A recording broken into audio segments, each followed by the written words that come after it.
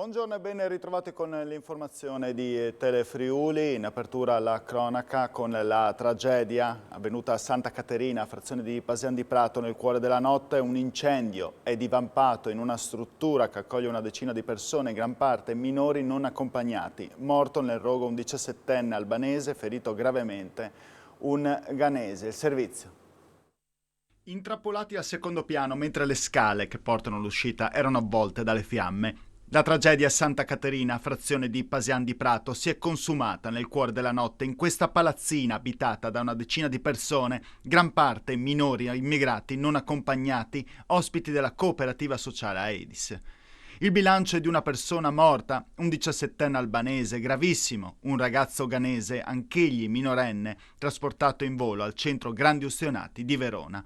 Ferito anche un operatore della comunità, un adulto che ha riportato ustioni in varie parti del corpo.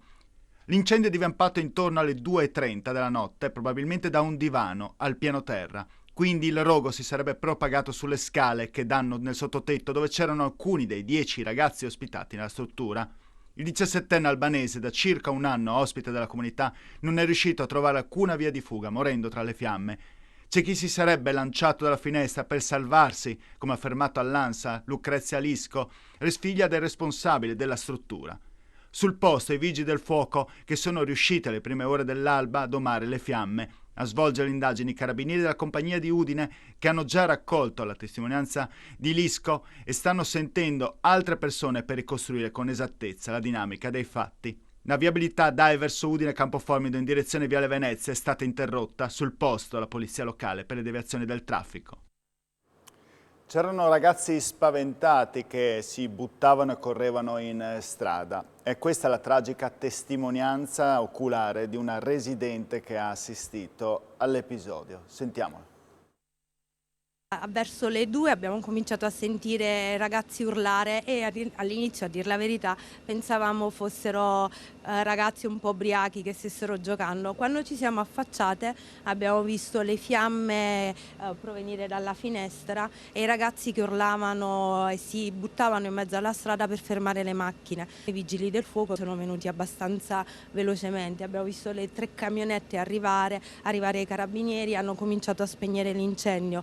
I ragazzi poverini erano dilaniati, correvano, erano quasi tutti svestiti con il freddo di stanotte. I vigili hanno cercato di entrare dentro perché li abbiamo visti provare a salire su, ma non era possibile perché le fiamme erano troppo alte.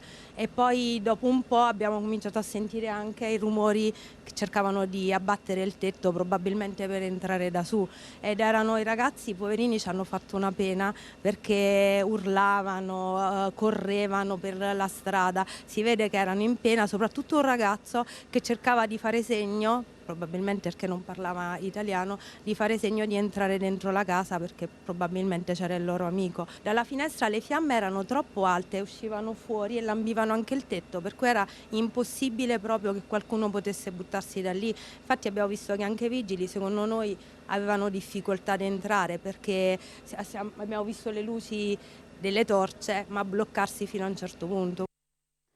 Il sindaco di Pasian di Prato, Andrea Pozzo, esprime cordoglio per la tragedia ma punta il dito contro una struttura definita da lui stesso altamente critica con elementi di pericolosità che andrebbero valutati preventivamente. Sentiamolo.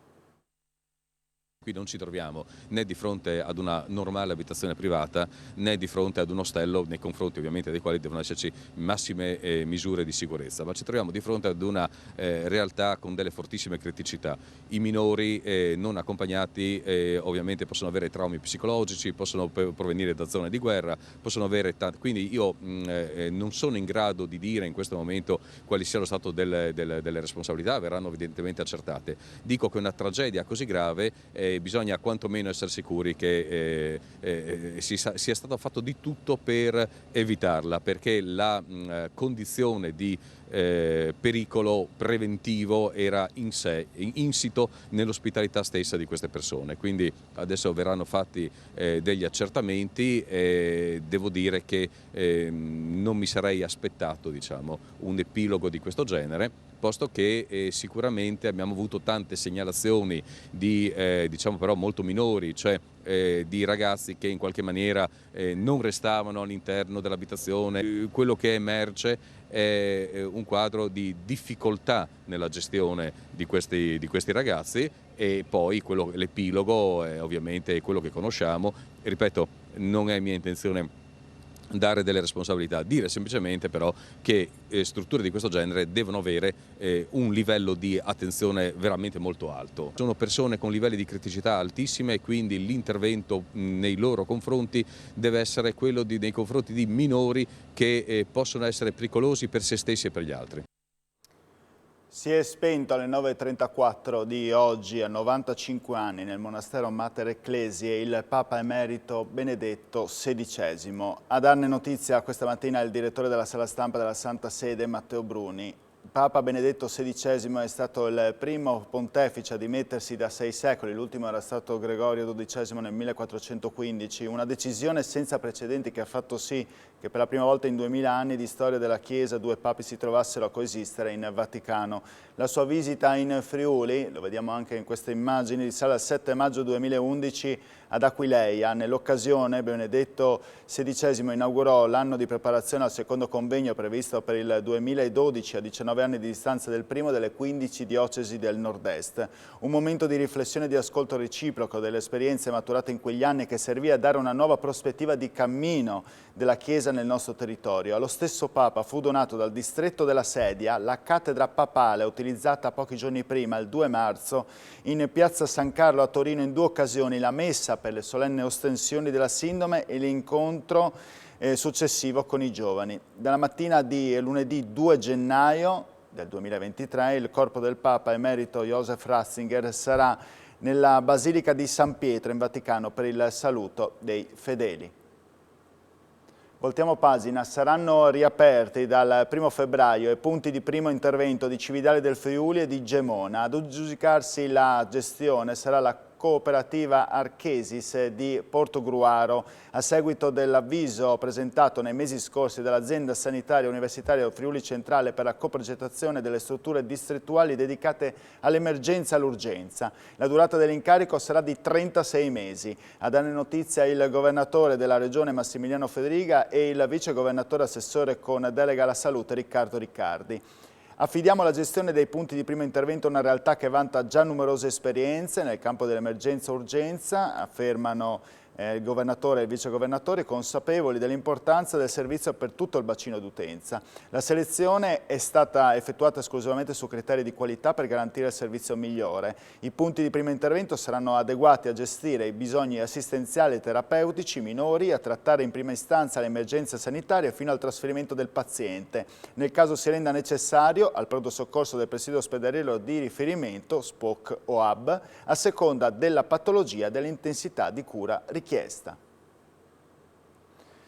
E a proposito di sanità è stato